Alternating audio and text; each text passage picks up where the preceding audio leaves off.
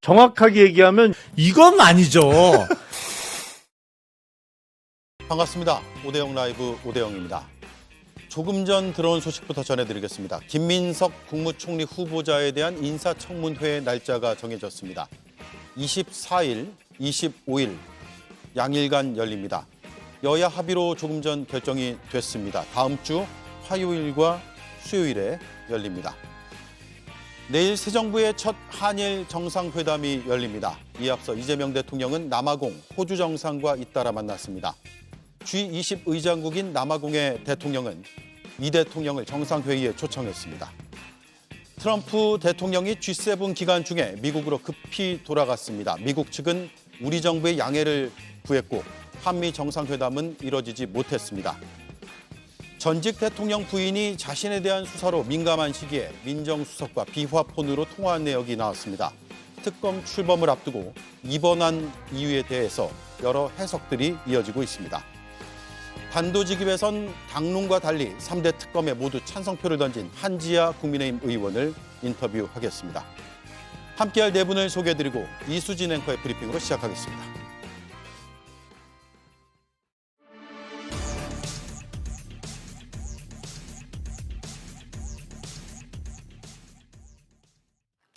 이재명 대통령은 캐나다에 도착하자마자 호주와 남아공 정상을 만났습니다. 우리 무지하게 가까운 사이처럼 느껴져요. 며칠 전에 제가 통화를 했었는데 그때 목소리 들은 것보다 훨씬 더 젊고 미남이십니다. You are very kind. 친절하십니다. 먼저 친밀하게 인사하고 미남이라고 칭찬하자 호주 총리가 호쾌하게 웃어 보입니다. 이재명 대통령은 호주의 자연을 좋아한다면서 조만간 호주에 가겠다고 약속했습니다. 이에 앞서 남아공 정상도 만났습니다. 남아공의 라마포사 대통령, 온라인에서 소소하게 화제가 됐는데요. 지난해 11월 윤석열 전 대통령을 만났을 때와 확연하게 다른 분위기가 주목을 받았습니다. 한편 G7 정상회의의 한 장면도 화제였습니다. 마크롱 프랑스 대통령과 멜로니 이탈리아 총리가 심각한 표정으로 속삭이는 사이 트럼프 대통령은 바로 앞에서 어색한 표정으로 앉아있는 이 장면입니다. 이런 가운데 트럼프 대통령은 중동 문제를 챙기겠다며 이른 귀국을 택했습니다. 미국의 트럼프 대통령이 오늘 갑자기 귀국을 하게 되었기 때문에 내일로 예정되었던 한미 정상회담은 어렵게 되었습니다. 이런 일들이 간간 있긴 한데 아마 이스라엘, 이란 군사적 충돌 문제와 관련이 있어 보입니다. 미 측으로부터는 그런 상황이 생긴 언저리에 저희한테 양해를 구하는 연락이 왔었습니다. 가디언즈는 트럼프 대통령이 이른 귀국을 선택함으로써 G7 동료들로부터 무역과 우크라이나 문제에 대한 압박을 피했다고 평가했습니다. 대통령실은 미국과의 회담은 취소됐지만 일본과의 정상회담은 내일 오후 진행될 예정이라고 설명했습니다. 네, 내일 한일 정상회담이 열립니다. 이 소식은 잠시 뒤에 분석하고 세 가지 속보를 전해드리겠습니다. 앞서 전해드린 대로 김민석 후보자에 대한 인사청문회 날짜가 24일, 25일로 확정이 됐습니다. 다음 주 화요일 그리고 수요일이고 자료 제출이 5일 이내로 돼 있기 때문에 그 일정까지 감안해서 여야가 합의한 것으로 판단이 됩니다. 김민석 후보자의 청문회 다음 주 화요일, 수요일에 진행된다는 점 하나 짚어드리고요. 그 다음 속보입니다.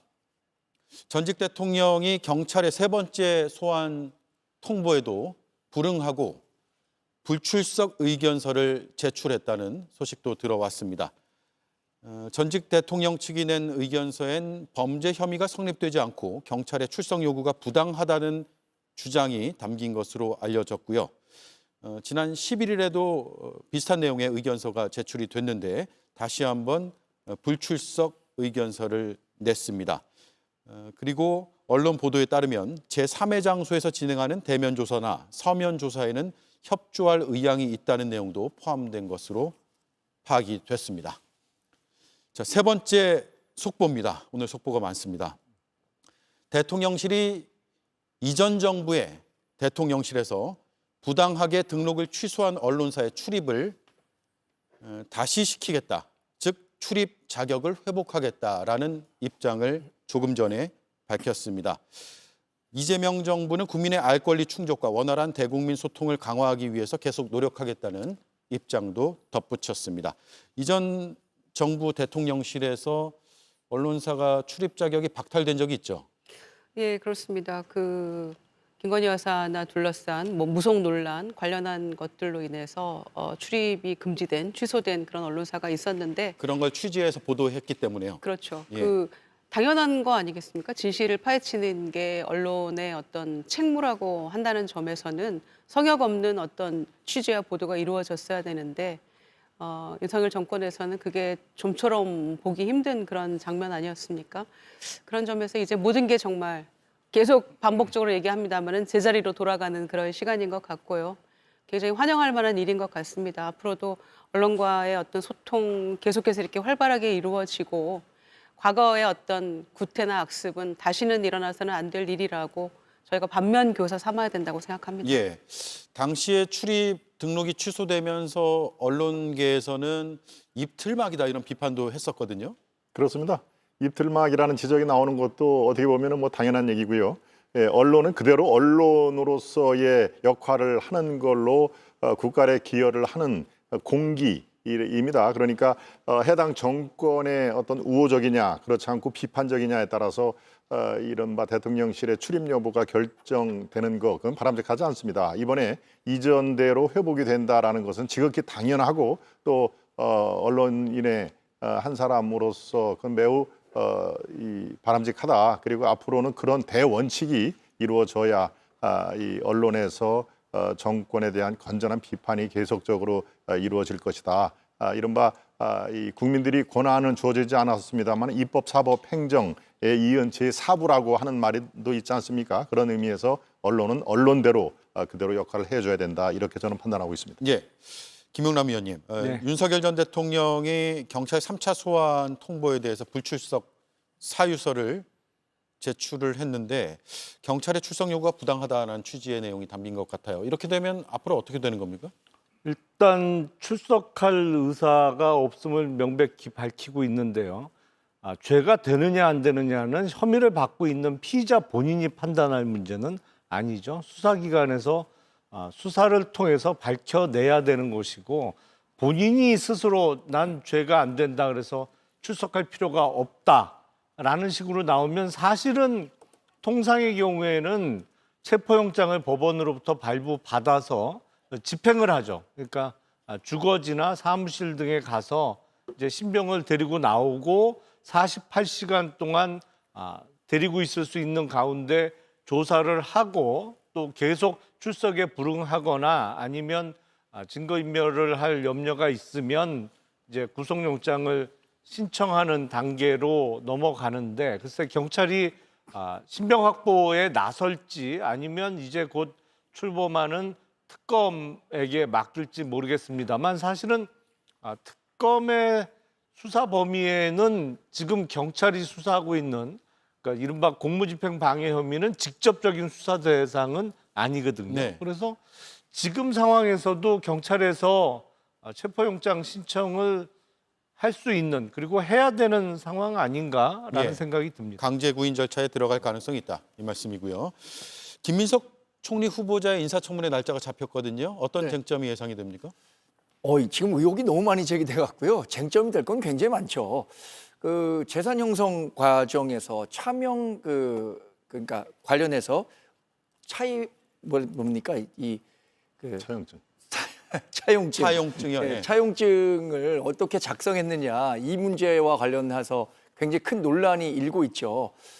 그리고 뭐 아들의 입시와 관련해서 아버지 찬스 그러니까 아빠가 국회의원이었기 때문에 사실상 여러 혜택을 봤었던 건 아니냐. 특히 아빠가 국회의원이 아닌 이상 어떻게 자신이 습작 수준으로 했었던 것이 공동 발의가 돼서 제출이 되고 또 국회에서 관련 세미나를 열 수 있었는지 이런 부분도 굉장히 국민 감정선을 건드리는 문제가 되고 있습니다.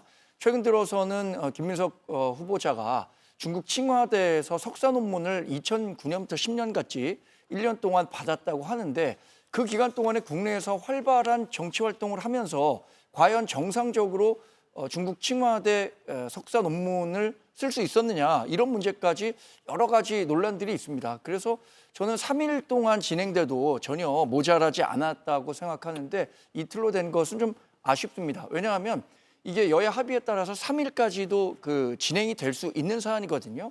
근데 이틀만 한 것은 아무래도 뭐 민주당이 수적 우위가 있다 보니까 진행된 게 아닌가 싶습니다. 예, 다음 주 화요일, 수요일 이렇게 진행이 되니까 일주일 남았네요. 알겠습니다. 이 부분 잠시 뒤에 또 짚어보죠. 관련해서 이재명 대통령의 발언도 있었기 때문에 잠시 뒤에 짚어보고 일단 첫 해외 순방 소식부터 정리를 하겠습니다. 남아공 대통령을 만났고 남아공이 G20 정상회의에 이재명 대통령 초청을 했네요. 의장국이어서요. 네, 이제 정상회담으로 국제 무대의 첫 데뷔전을 남아공 대통령과의 정상회담으로 치렀습니다. 예. 그리고 사실은 뭐 민주화 과정의 어떤 고난과 역경이라는 측면에서 굉장히 좀 비슷한 점도 있었고요. 또 넬슨 만델라 대통령 존경한다 이런 얘기하면서 이제 남아공 하면 딱 상징되는 인물이 만델라 대통령 아닙니까? 이제 그러면서 굉장히 이제 그 좋은 얘기들이 많이 오고 갔고 그런 점에서 G20 의장국이기 때문에 올해 G20에 초청한 게 아닌가 싶어요. 아마 뭐 기꺼이 가시지 않을까 생각을 하는데 남아공과의 관계를 한국과는 또 굉장히 또 깊은 인연이 있습니다. 불현도 떠올랐는데요. 1997년 민주당의 대통령 후보 선출 대회 때가 생각이 났습니다. 그때 당시에 김대중 대통령이 이제 후보로 선출되는 그런 자리였는데 만델라 대통령의 따님이죠. 송가니 씨가 축하차 참석을 해줬고요. 그때 만델라 대통령이 감옥에서 찾던 시계, 27년간 찾던 시계를 김대중 후보에게 선물로 줬었고 예. 또 김대중 후보는 미국 망명 시절에 썼던 낡은 서류 가방을 또 대신 선물로 전달도 하고 그런 장면이 있었는데 28년 전에 그 추억이 떠올랐어요. 그래서 굉장히 또 민주당 쪽과는 많은 인연이 있었기 때문에 그런 어떤 민주화 과정이나 이런 과거의 인연들을 되새기는 자리도 됐을 것 같고요. 또 그쪽 남아공에 투자한 또 한국 기업도 많기 때문에 투자 확대나 어떤 경제적인 그런 측면에서도 여러 논의가 있었던 게 아닌가 생각해서 이재명 대통령의 첫 국제 무대 데뷔전이 G7 회의였는데 거기에서 남아공과의 어떤 정상회담은 또 남다른 의미가 있는 것 같습니다. 네. 이 대통령은 남아포사 남아공 대통령 만나서 대한민국이 식민지와 군사 독재 계엄을 이겨낸 것처럼 남아공도 어려운 과제를 이겨내고 지금에 왔다라면서 인연을 강조했습니다. 그리고 앤서니 앨버니지 호주 총리를 만나서 회담을 했는데요. 6.25 전쟁 당시에 호주의 파병을 언급을 했습니다. 목소리 들은 것보다 훨씬 더 젊고 미남이다라면서 덕담을 건네기도 했습니다. 첫 외교 무대 어떤 점이 특히 눈에 띄었습니까? 네, 전체적으로 물론 워낙 1박 3일 일정으로 짧은 시간이라 전체적으로 평가하기에는 참 그렇습니다만은 무난하다는 그런 평가를 받았습니다. 대통령 취임 이후에 불과 열흘 만에 저런 가장 그 세계적인 빅 무대를 가서 아주 자연스럽게 지금 하고 있다 하는 얘기입니다. 미국 트럼프 대통령과의 어떤 정상회담은 뭐 불발이 됐습니다만은 글쎄요, 지금 국내 여의도에서는 이재명 대통령의 그 바라보는 시각이 다양합니다만 그 중에 하나가 눈치가 가장 빠르다라는 그런 대목도 있습니다. 민주당 쪽에서 제가 여러분들한테 얘기를 들은 건데 그만큼 뭐 좋은 뜻으로도 익힐 수가 있는 것이죠. 어떤 상황에 대해서 어떤 상황 파악이 민첩하다라는 그런 평가도 있습니다만 예. 저 G7이라는 얘기는 바로 IMF 기준으로 세계의 7대 강대국입니다. 예, 미국, 영독풀, 이탈리, 거기 아시아라는 유일하게 일본과 주체국 캐나다가 들어가는 세계적인 7대 강국의 어떤 그 대표 대통령과 총리와 당당히 맞설 수 있는 뭐 그런 것들로 충분히 데뷔전을 무난하게 평가를 하지 않았느냐 하는 생각이 됩니다만은 워낙 글쎄요 이 짧은 기간에 대한민국의 이재명이라는 프레지던트가 이런 사람이구나라는 그 특징 본인의 어떤 강점을 마음껏 발휘하기에는 여러 가지 제한적인 요소가 있었다. 이렇게 저렇게 평가를 하고 기간이 싶습니다. 짧다. 그래서 이재명 대통령의 외교 뭐 앞으로 더 지켜봐야 되겠습니다만 가장 큰 특징은 일단 실용적인 외교 활동을 펼치는 것이 아닌가 싶습니다.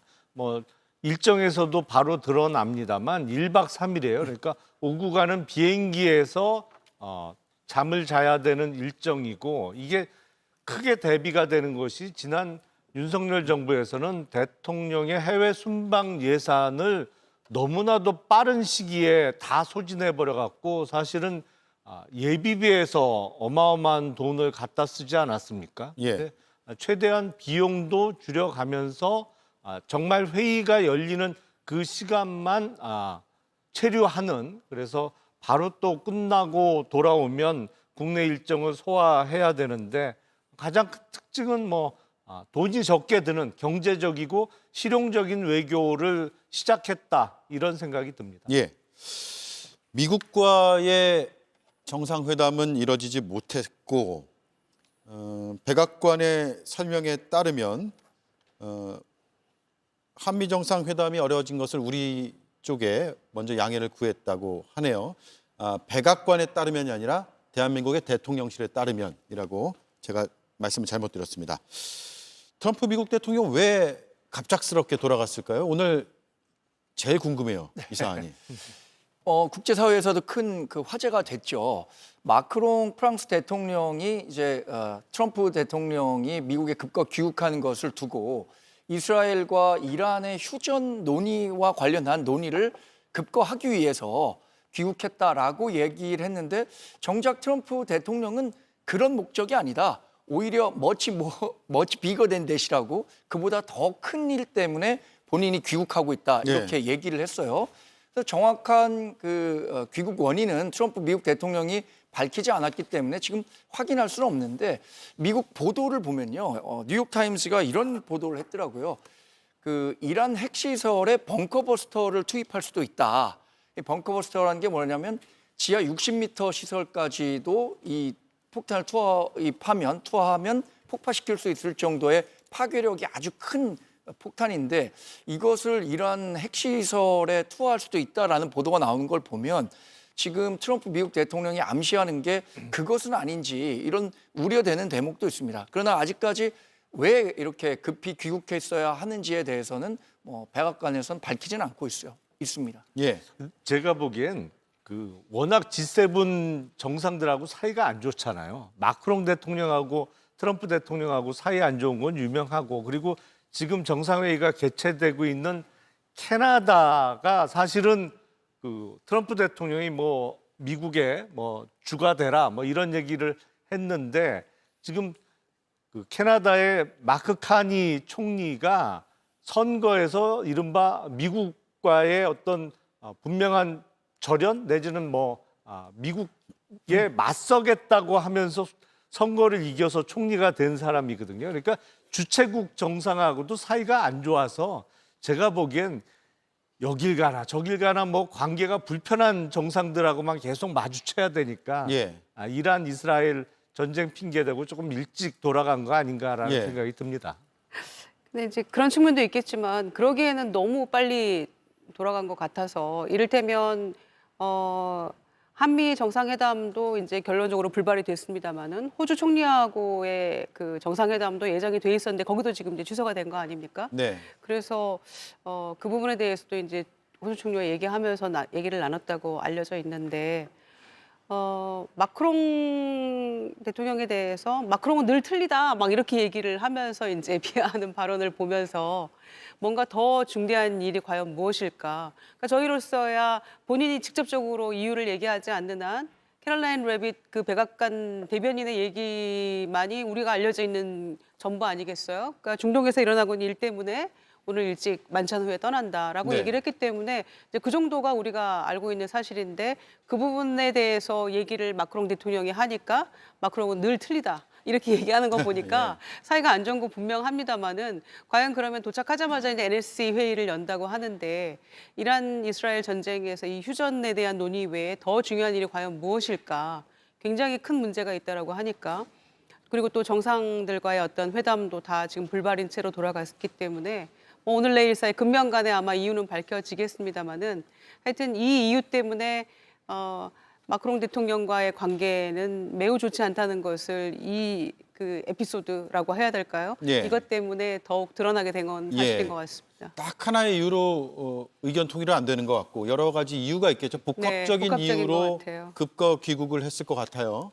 김동건 의원은 어떤 이유가 있다고 생각하십니까? 그렇습니다. 뭐 이게 딱 잘라서 이거다라고 얘기하기에는 지금 이 단초가 잡히지가 않죠. 네. 이 7명 정상 정말 다 보기 싫은 사람들인데 야 이거 핑계거리도 좋다라고 얘기를 했을 수도 있겠습니다만은 저는 꼭 그거 플러스 알파의 요인이 있다. 알파는 한 이틀 정도 뒤에면은 그래서 이런 게 있구나라는 게 뒤늦게 사후에 밝혀질 가능성이 매우 높다. 저는 이렇게 생각을 합니다만은 우리 입장, 이재명 대통령의 입장에서는 저는 그렇게 나쁠 거는 없다고 생각합니다. 특히 트럼프 대통령이 지금까지의 한 그 언행을 쭉 보면은요. 기선제압하는데 매우 능합니다. 또 마크롱 그 대통령과의 또 이 밀고 당기 그것은 아주 유명하지 않습니까? 그러니까 첫 만남에서 물론 덩치도 산같이 큽니다만은 아주 첫 인상을 굉장히 강하게 심어줌으로써 모든 그 뒤에 나올 그 회담 이런 것들을 유리하게 하기 위한 그런 거에 매우 능한 비즈니스맨 출신 아니겠습니까? 그리고 이재명 대통령 이제 취임 후 열흘 간 넘은 상황이기 때문에 준비를 집중적으로 많이 했겠습니다마는 절대적으로 시간이 부족합니다. 그렇기 네. 때문에 뭐 까마귀 날자 뭐가 떨어진다고 오히려 우리에게는 나쁠 것은 없다. 그리고 귀책 사유를 따지자면 이건 트럼프의 귀책 사유입니다. 더 크고 세계적인 평화를 위해서 뭐를 한 그런 게 있다 손치더라도 이게 매우 이례적인 그 하룻밤도 안 자고 그만 간 거기 때문에 결과적으로 귀책 사유는 트럼프에 있다. 그래서 저는 24일부터 시작되는 나토 정상회의에 이재명 대통령이 참가하기를 저는 그 바랍니다만은 그때 조금 더 우리가 준비를 해서 정상회담을 하면은 오히려 그게 큰 그 복으로 돌아올 것이다. 저는 그렇게 긍정적으로 생각하고 있습니다. 예, 오히려 준비할 시간을 벌었다라고 볼 수도 있겠군요. 이재명 대통령의 이제 남은 일정을 한번 정리해 보겠습니다. 일단 내일 이시바 시게루 일본 총리와 회담이 예정이 돼 있습니다. 한국 시간으로 내일이고요. 뭐 여러 의제들은 우리가 추측도 가능하고 예상도 가능한 그런 범위 내에 있습니다. 어떻습니까? 가장 큰 쟁점 혹은 회담의 화두 뭐가 될까요? 한일 정상이 전화 통화하고 이제 첫 만남이죠. 그런데 그 트럼프 대통령하고 이시바 총리하고 한 30분 만났다고 하는데 관세 협상 관련해서 뭐 이렇다 할 성과를 내지는 못한 것 같아요. 네. 그러니까 아마 그 어떤 논의를 했느냐라는 얘기도 좀 물어볼 수 있을 것 같고 우리가 뭐 이 만남이 불발된 거에 대해서 그렇게 조급해할 필요도 없다라는 생각도 듭니다. 만났지만 미일 간에 뭐 특별한 성과가 없었기 때문에요.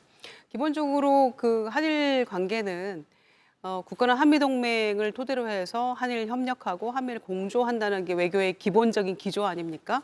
그리고 일본과의 관계는 굉장히 이제 강화해야 된다. 그러나 과거사 문제나 독도 문제에 있어서만큼은 비판할 건 비판하고 정리할 건 정리하고 간다라는 그런 투트랙 전략이기 때문에 내일 만나서도 아마 그런 기본적인 어떤 외교적 입장, 방침에 근거해서 얘기를 할 것 같고요. 그리고 방금 말씀드린 대로 미일 간에 이루어졌던 30간의 어떤 그 회담을 통해서 아마 그 부분에 대한 이야기도 같이 들으면서 논의를 하면서 향후 어떤 공조할 수 있는 부분이랄지 공동 대응할 수 있는 부분에 대해서도 얘기가 이어지지 않을까 생각합니다. 예. 사실 다자 회의 중에 이루어지는 양자 회담은요. 그렇게 큰 성과를 기대하기 어려운 정상회담입니다. 시간도 뭐 대략 20-30분 정도밖에 되지 않기 때문에 깊이 있는 속내를 이야기하기 어렵죠. 근데 내일 일단 한일 정상회담이 열리게 되면 이재명 대통령 취임 후에 처음이잖아요. 통화는 했다고는 하지만 일본이 갖고 있는 이재명 대통령에 대한 외교 정책에 대한 우려가 좀 있었을 겁니다. 아무래도 후보 시절부터 했었던 행보라든가 과거 야당 대표 시절에 일본과의 관계가 좀 정치적으로 이렇게 민감한 문제들이 많이 있었거든요. 또 문재인 정부 시절의 대일 정책이 상당히 후퇴했다라는 평가도 있었기 때문에 이 부분과 관련한 논의 정도는 할 수 있지 않을까. 그리고 올해가 1945년에 우리가 광복이 됐으니까 광복 80주년이 되는 해입니다. 더 뜻깊은 해인 만큼 이 광복 80주년에 과연 앞으로 건설적인 한일 관계를 어떻게 마련해 갈 수 있을 것인가, 이 정도에 대해서는 잠깐 이야기를 하는 계기가 마련되지 않을까 싶습니다. 예. 그 워낙 시간이 길지 않을 것이기 때문에 뭐 역사 문제나 그동안 양국 간의 관계에 있어서 문제가 됐던 부분에 대해서 뭐 두루두루 언급하기는 시간이 매우 부족할 것이고요. 제가 보기엔 아무래도 지금 코앞으로 다가온 관세 유예의 종료 시점, 이제 불과 뭐 20일도 안 남은 것 같거든요. 그래서 미국 트럼프 대통령이 일방적으로 발표했던 관세, 그리고 또 일방적으로 선포했던 유예와 관련해서 한일 간의 어떤 공동 대응 내지는 일본이 먼저 그 부분에 대해서 그 이야기를 나눴기 때문에 그와 관한 질문과 답변이 주가 되지 않을까라는 생각이 듭니다. 예. 네, 일본과의 관계, 이 한미일 지금 이재명 대통령의 외교, 물론 실익, 국익, 실용주의 이런 그 키워드가 있습니다만은 참 그 제가 생각하기에도 난마가 얽혀 있다라고 보여집니다. 이른바 한미일 동맹도 당연하다라고 이 대선 기간 캠페인 기간에 여러 번 얘기를 했습니다. 한미일 이건 너무 당연하다. 그래서 얘기를 잘 안 하는 것이다라는 취지의 얘기를 했고요.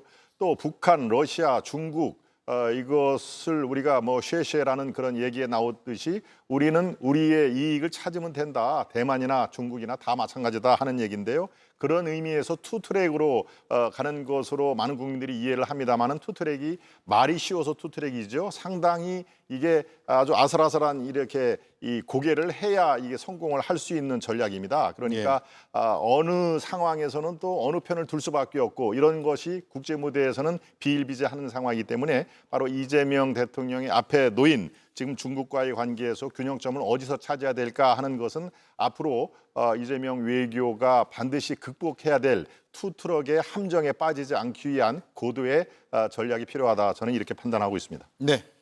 자, 이재명 대통령이 전용기에서 깜짝 기내 간담회를 열었는데요. 언론과의 소통 의지를 밝혔습니다. 들어보겠습니다. 제가 우리 대변인한테 말씀 들었는데 이번에 인원수를 좀 늘렸다고 하는데 꽉 차는 말인데요. 네. 그리고 전에보다 숫자를 늘렸다고요?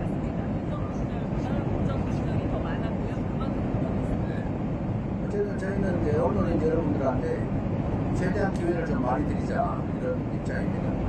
그래서 최대한 꽉 채워서 함께 가는 것 같아서 다행입니다. 우리 대변인은 잘하고 있나요? 최근에 말씀을 듣기로는 소통이 잘 안 되는 겁니까? 꽤 불만이라는 얘기가 있던데 아닌가요?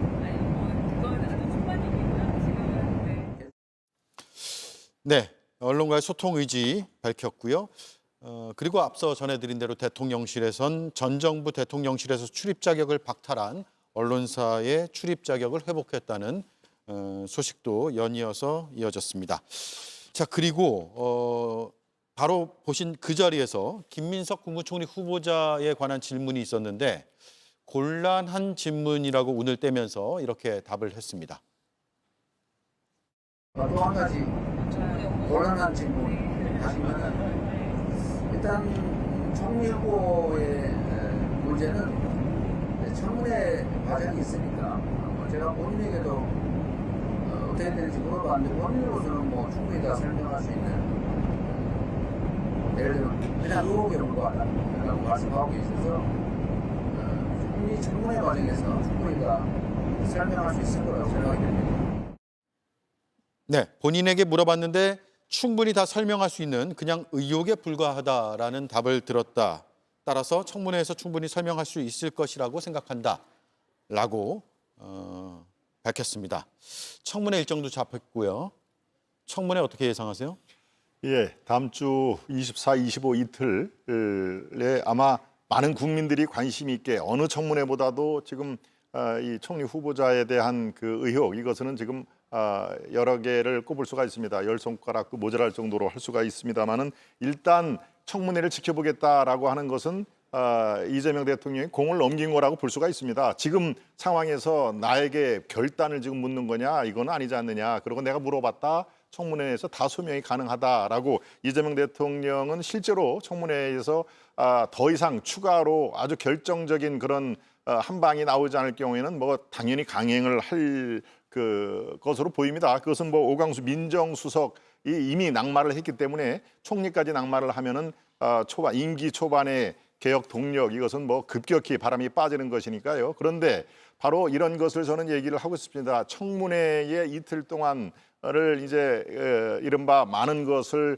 의혹을 추궁을 하고 소명을 할 텐데요. 일반 국민의 상식과 바로 김민석 총리 후보 내정자와 이재명 대통령의 상식이 괴리가 너무 크다라는 것이 국민들에게 이 확산이 되면은 이거 초반부터 굉장히 큽니다. 바로 윤석열 정부가 결정적으로 실패한 게 뭡니까? 일반 국민의 건전한 상식과 대통령을 둘러싼 많은 분들의 주변에 있는 분들과 상식의 괴리가 그만큼 커서 그런 거 아니겠습니까? 계엄이 그렇고 탄핵이 그렇고 저는 그렇게 판단하고 있기 때문에 바로 지금 총리 내정자의 여러 가지 검증 문제, 돈 문제도 그렇죠. 아들 문제, 유학비 문제 또 여러 가지가 있습니다. 그 본인의 어떤 칭화대 석사, 저도 중국에서 이 단기 연수를 갔다 온 그 경험으로 얘기를 하면은 중국의 이 양대 산맥이라면 칭화대에서 출석도 안 하고 석사학위를 준다. 이것은 있을 수가 없는 얘기입니다. 그런 것들조차 바로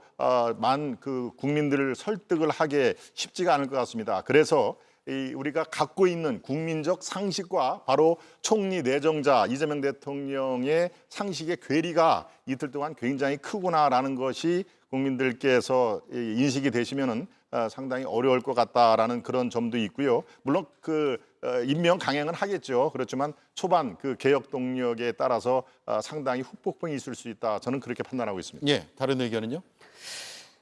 조기 대선으로 출범한 이재명 정부에서 초대 총리 후보자이기 때문에 주목도가 높아질 수밖에 없다고 생각합니다. 능력은 뭐 출중하고 일은 정말 분명히 잘할 게 확실한 그런 후보자이지요. 그런데 야인으로 살던 시절이 상당 부분 있었고 그때 뭐 사인 간의 어떤 채무랄지 이런 부분들에 대해서 지금 뭐 국민의힘에서 굉장히 의혹 제기들을 하고 있는데 기본적으로는 다 채무를 변제를 했다는 것이고 충분히 인사청문회를 통해서 본인이 소명할 수 있다라고 얘기를 하고 있는 거 아니겠습니까? 더군다나 대통령이 이제 이런 뭐 보도나 이런 것들을 다 충분히 대통령도 봤을 테니까 그 부분에 대해서 물었더니 본인이 소명할 수 있는 부분이다라고 얘기를 한 거죠. 네. 만약에 소명할 수 없는 부분에 대해서 그렇게 자신감 갖고 얘기했다 그러면 이거는 이 정권에 대해서 굉장한 지금 치명타가 될 수도 있는 부분 아니겠습니까? 그래서 본인이 충분히 자신하고 있고 또 이거를 바라보는 어떤 국민들의 눈높이에서 그럴만했다라는 정도로가 소명이 된다면 저는 뭐 총리로서 일을 수행하는 데는 뭐 아무 문제가 없다고 보기 때문에 24, 5일 청문회에 모든 것이 달려 있다. 네. 저는 이렇게 판단합니다. 예.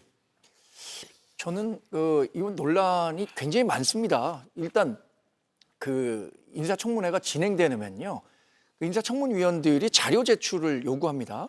근데 자료 제출과 관련해서 지금 김민석 후보자가 대단히 비협조적이라는 보도가 계속 나오고 있어요.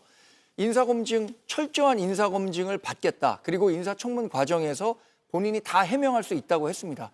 이재명 대통령, 인사권자죠. 인사권자가 어떻게 된 거냐고 물어봤을 때도 본인이 다 의혹 수준에 불과한 것이다라고 얘기를 했단 말이에요. 그렇다면 인사청문 과정에서 그런 의혹이 정말로 근거가 없었음을 증명하려면 인사청문위원들이 요구하는 다양한 재료들에 대해서 충분히 제출해야 합니다.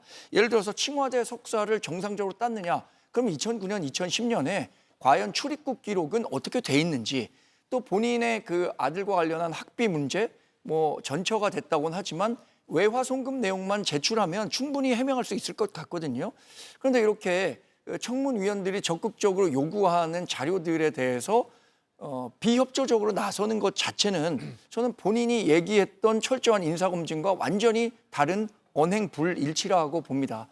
관련해서 지금 국민 여론이 굉장히 따갑습니다.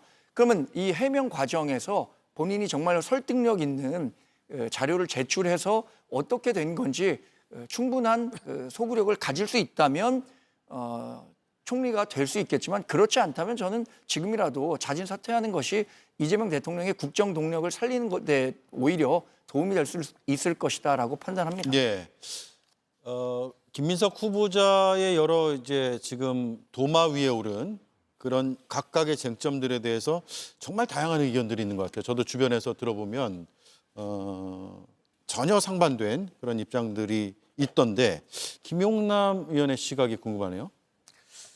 김민석 총리 후보자가 2002년 지방선거에 출마했다가 낙선하면서 야인이 됐습니다. 그래서 2020년 총선을 통해서 정치권에 복귀하기까지 만으로 18년 이상을 야인으로 지냈는데요. 그러니까 지금 그 어떤 사인 간의 채무 문제, 돈 거래는 주로 그 18년간 야인으로 지내던 시절에 많이 이루어졌던 것 같습니다. 예. 그런데 그 기간은 김민석 후보자가 어떤 현역 국회의원이라든지 아니면 정치권의 유력자로서 힘을 발휘한다든지 아니면 조만간에 현역 의원 내지는 정치권에 컴백할 가능성이 좀 희박해 보이던 시절이에요. 네. 지금 후보자가 본인의 소셜미디어에 올렸습니다만 진짜 별 희망도 안 보이던 사람들한테 돈을 빌려줬던 거 그게 사실관계의 핵심 아닌가라는 생각이 좀 들고요. 뭐 이런저런 의혹이 지금 제기되고 있습니다만 저는 그런 생각을 좀 해봅니다. 우리가 역사상 가장 유명한 그 재상 중에 한 분이신 황희정승이 사실은 그 실록에 의하면 청백리는 아니었던 것 같아요.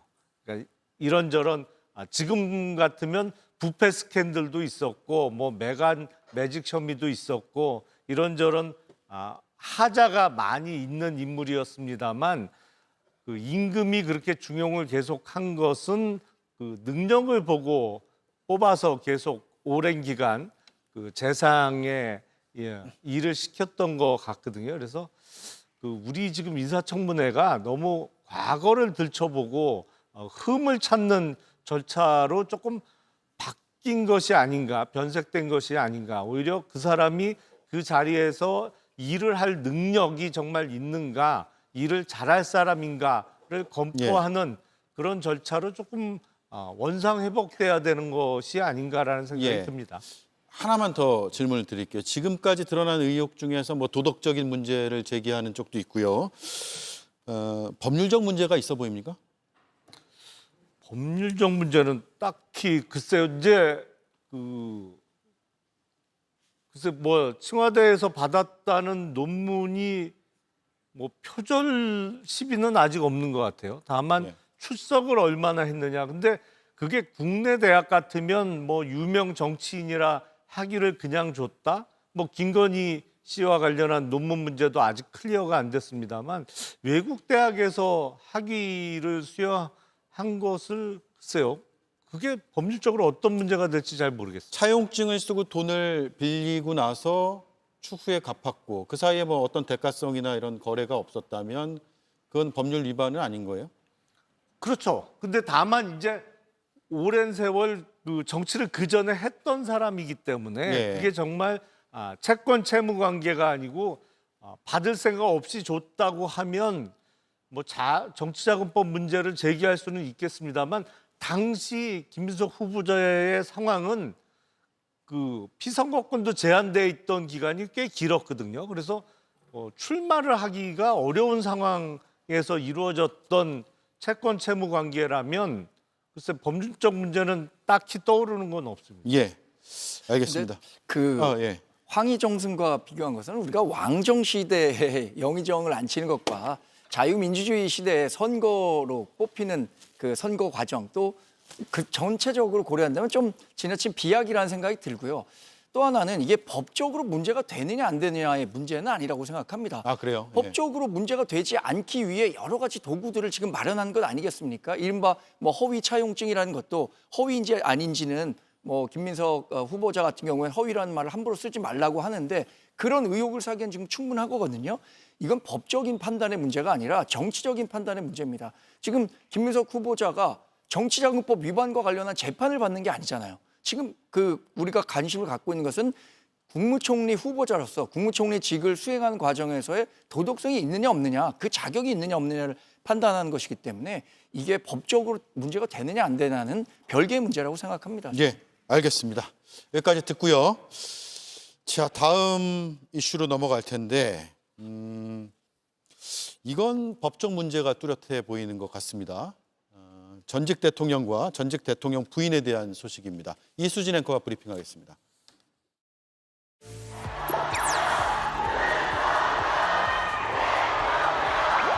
경찰 출석 요구 이번에 명하실까요? 세계 특검 요구. 아니, 저 사람들 좀 보게 이 앞을 가로막지 좀 말아주시면 안 되겠어요? 네? 그쪽으로 조금 앞으로. 네? 세계 특검 모두 정치보복 특검이라고 보십니까? 윤석열 전 대통령은 이렇게 지지자들을 향해서 웃어 보이는가 하면 질문하는 기자에게 좀 비키라고 요청하기도 했습니다. 상당히 당당한 태도였는데요. 한편 같은 날 김건희 여사는 병원에 입원을 했습니다. 조선일보에 따르면 극심한 우울증으로 과호흡 증상을 보이기도 했다고 합니다. 두 사람의 기류가 서로 확연하게 달라 보이는데 측근인 서정욱 변호사도 최근 비슷한 말을 전한 바가 있습니다. 지금 대통령은 상당히 좀 낙천적이고 건강합니다.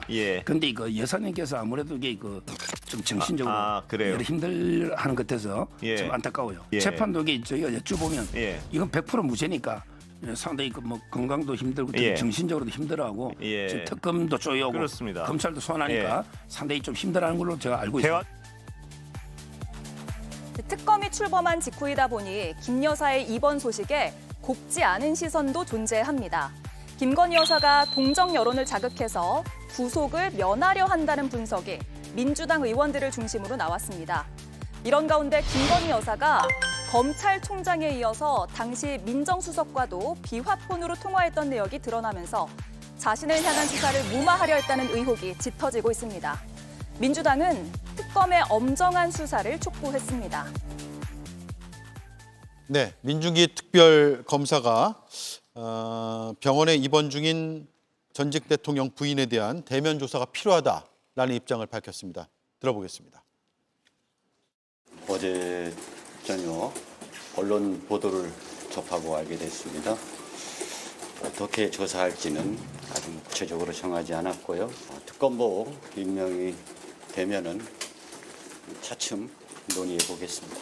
그래도 좀 대면 조사는 어쨌든 기본적으로 필요하다는 생각을 좀 갖고 계실까요? 글쎄, 어느 시기일지는 모르지만 조사가 이루어지리라고 생각하고 있습니다.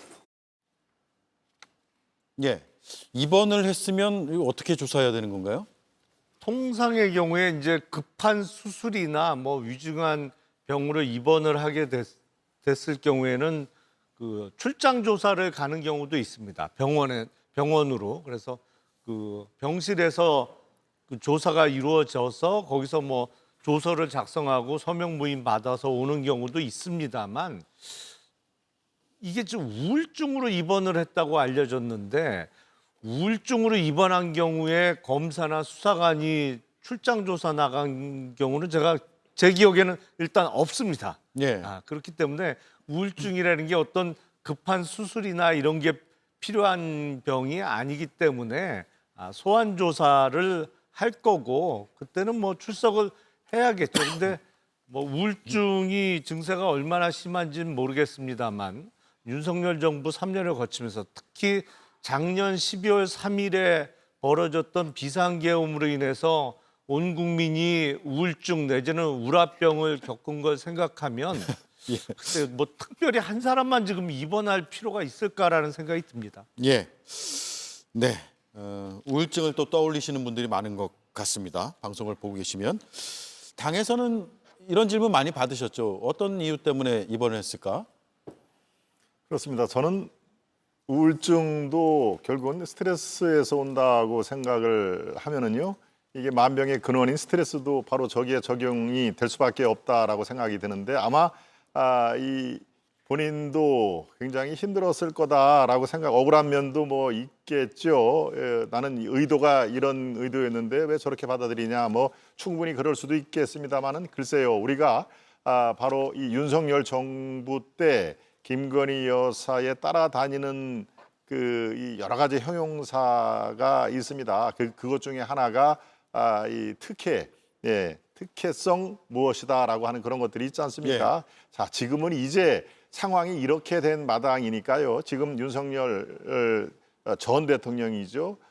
그렇기 때문에 바로 김건희 여사도 영부인으로서 자격이 이미 상실됐기 때문에 많은 국민들, 특히 중도 측 무당층에 계신 분들은 이미 대선이 끝났습니다마는 정말로 이제는 특혜 얘기를 좀 안 나왔으면 좋겠다. 특혜 얘기라는 얘기 더 이상 우리한테 안 들렸으면 좋겠다라는 것들이 많은 부분들이 공통된 분모입니다. 그래서 저는 뭐 스트레스든 아니면 정말 우울증이든 이 왜 아산병원에 입원을 했고 지금 정확한 상태가 어떤지를 이걸 투명하게 공개를 할 필요가 있다. 그래서 더 이상의 특혜라는 얘기가 김건희 여사에 따라다니지 않고 그래서 더 당당하게 아프면 아픈 분들한테는 대한민국 국민들이 그렇게 동정을 하는 게 통상적인 일입니다. 물론 그것을 계산을 하고 입원을 하지는 않았겠습니다만은 이제 병원에서조차도 우리가 투명하게 얘기를 해야 된다. 이 대통령과 영부인이 현행법으로 불이익을 당해서도 안 되지만 특혜를 보는 것을 국민들이 매우 우려를 한다라는 것을 인식을 했으면 앞으로 훨씬 더 좋겠다 이런 말씀드립니다. 예. 자, 오늘 여야의 의원들이 상반된 평가를 내놨는데요. 들어보고 이어가겠습니다. 지금 이 시점에서 조사를 받기 위해서 건강을 회복해서 하겠다? 피하기 위한 작전이겠죠. 김건희 씨 입장에서는 얼마나 두렵겠습니까? 지금 이 시점에서. 그리고 지켜줄 사람도 없을 겁니다. 지금. 한때는 국모였잖아요. 얼마나 스트레스를 받겠습니까? 그런 뭐 아픔이 있었겠죠. 저는 뭐 정확한 내막은 잘 모르겠습니다만은 오늘 입원했다는 소식은 제가 뉴스를 통해서 들었습니다. 예. 한때 국모였나요? 국모란 표현 안 쓰잖아요. 국모라는 표현이 적절한가요? 뭐 언제 국모였나요? 저는 참 이해하기 어려운데요. 네. 하여튼 저런 김대식 의원의 이 국모였잖아요. 이 얘기를 들으니까 정말 스트레스 확 받습니다. 예. 저는 구속 취소된 윤석열 내란수계가 반바지 입고 다니고 반려견 끌고 다니고 영화 보러 다니고 이것만으로도 진짜 국민들 너무 피곤해요. 정신적으로 스트레스 굉장히 많거든요. 그런데다가 아까 지금 기자를 향해서 화풀이하는 거 아닙니까? 빗기라고 나 지지자들 좀 보겠다 이러는 거 아니에요. 예. 그러니까 지금 어디다 대고 화풀이를 하는 것인지 그거 보면서도 굉장히 저희 스트레스 받고 국민들도 아마 기가 막히실 거라고 생각합니다. 병원에 입원해 있습니다마는 대선 때는 뭐 대선에 영향 주니까 나 못 나간다. 이제 특검할 거니까 검찰 수사는 무의미하다. 특검 출범하려고 하니까 입원을 해요. 그러니까 뭐 아플 수 있겠습니다만 국민들이 볼 때는 핑계처럼 보이는 것도 사실입니다. 예. 그런 점에서 빨리 회복해서 검찰 특검 수사 받았으면 좋겠고요. 입원해 있는 동안에도 할 수 있는 일이 있잖아요. 신발 사이즈는 알려줄 수 있잖아요. 예. 알려주시고 그리고 빨리 회복해서 특검 수사 받았으면 좋겠습니다. 왜냐하면은 본인 이름이 붙은 김건희 특검입니다. 그리고 나머지 2개 특검도 본인과 밀접하게 관련 있는 특검들이에요. 좀 국민들의 정신 건강이 매우 지금 해롭고 힘들어지는 그런 상황이기 때문에 저는 빨리 수사했으면 좋겠고요. 빨리 회복해서 제대로 수사 받았으면 좋겠습니다. 신발 사이즈 빨리 알려주세요. 예. 제가 조금 전에 그 김영남 의원이 김민석 총리 후보자를 황희정승에 빗댔을 때 왕정 시대도 아니고 그게 어떻게 지나친 비약이다 이렇게 말씀드렸는데 김대식 의원이 김건희 여사에 대해서 국모였다 한때 이렇게 얘기하는 것도 지나친 비약이죠. 왕정 시대와 지금 자유민주주의 사회를 살고 있는 우리 지금 시대는 완전히 다르죠. 저는 김건희 여사 앞에 더 이상 특혜는 없어야 한다고 생각합니다. 사실 지난 3년간 윤석열 정권이 이렇게 그 실패한 정권으로 막을 내리는 데는 저는 뭐 민주당이 과도한 정치 공세가 있었다고도 일부는 판단하지만 김건희 여사의 문제에 관한 한 지나치게 공정과 상식에서 벗어나 있다는 문제 제기로부터 자유로울 수 없었기 때문이라고 생각하거든요. 이제 자연인이 된 이상 특검 수사든 검찰 수사든 김건희 여사는 그 수사에 적극적으로 응해야 할 의무가 있습니다. 지금은 물론 건강 상태가 좋지 않은 것으로 알고 있습니다. 과거에도 뭐 섭식 장애나 스트레스가 심해서 이렇게 어려운 시기를 보냈던 것으로 아는데 지금 물론 입원해 계시지만 빨리 건강을 회복하신 이후에는 국민의 한 사람으로서 검찰 수사 또는 특검 수사가 본격화됐을 때는 적극적으로 가서 본인이 소명하는 자세가 있어야 한다고 생각합니다. 끝까지 안 나오면 어떡하죠?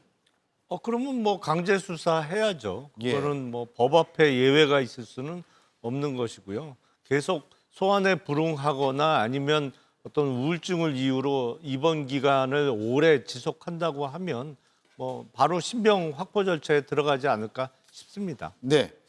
자, 그리고 비화폰 내역이 나왔는데요. 짧게만 말씀을 드리겠습니다. 일단 김건희 특검법이 16가지 내역으로 거의 모든 의혹이 수사 대상에 들어가는데 주가 조작 의혹도 포함이 돼 있습니다. 그런데 지난해 검찰이 이른바 출장 조사, 휴대폰 반납하고 한 그 출장 조사가 이뤄지기 전에 전직 대통령 부인과 김주연 당시 민정수석과 비화폰으로 통화한 사실이 나왔습니다. 검찰 조사에서 나온 것으로 보이는데 첫 통화가 7월 3일 4시 8분쯤이고요. 17분 49초 정도 통화가 됐습니다. 꽤 오랜 시간 통화한 것으로 보이고 그리고 몇 분 지나지 않아서 전화가 이제 왔습니다. 15분 58초 동안 통화한 것으로 나타났습니다. 검찰에서 출장 조사를 한 게 17일 전이거든요. 그러니까 17일 전에 통화를 한 것이거든요. 그러니까 상당한 의구심이 드는 바로 그 대목입니다. 7월 3일에 통화했고 7월 20일에 대통령 경호처 건물에서 조사가 있었습니다. 이 부분 역시 수사가 되겠죠?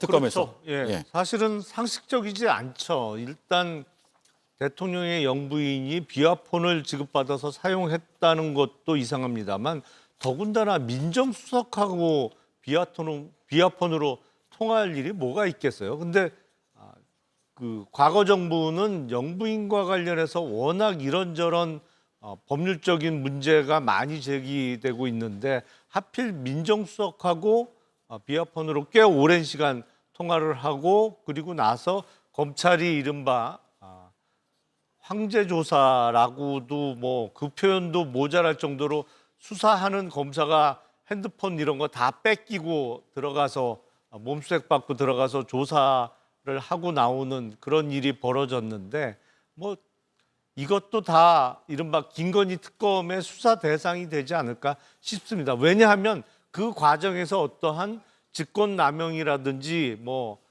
축소 수사라든지 이런 일이 벌어졌을 가능성이 꽤 높아 보이거든요. 그러니까 법률적인 문제가 계속 드러나지 않을까 싶습니다. 예, 이 역시도 특혜 없이 수사가 이루어져야 된다. 그렇습니다. 이 마당에서 뭐 이 특혜라든가 이런 게 더 이상 나오면 안 됩니다. 그런 의미에서 지금 저 비화폰을 영부인이 사용했다. 뭐 제2부속실의 행사라든가 의전 관련해서 사용을 할 수도 있습니다만은 이 당사자가 김주연 민정수석이라는 면에서 이게 정당했느냐 한 점의 의혹이 남지를 않아야 됩니다. 그런 의미에서 이 김주연 민정수석도 이 수사의 대상이 될 텐데요.